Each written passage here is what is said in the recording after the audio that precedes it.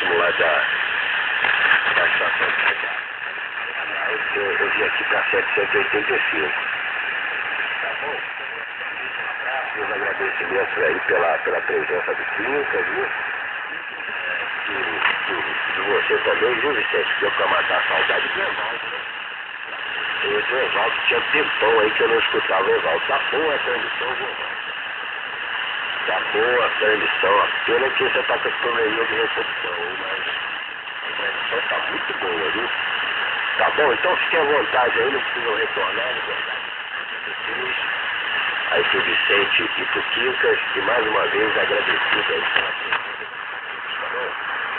Evaldo, é tu, Evaldo. Como é que você está me escutando aí, Evaldo? Eu não tinha escutado aí o seu transmissor aqui, né? Você estava habituado a me ouvir no Delta 120, né? Eu acredito que não tenha ouvido aí essa taxa, deve ser a primeira, pelo menos a primeira.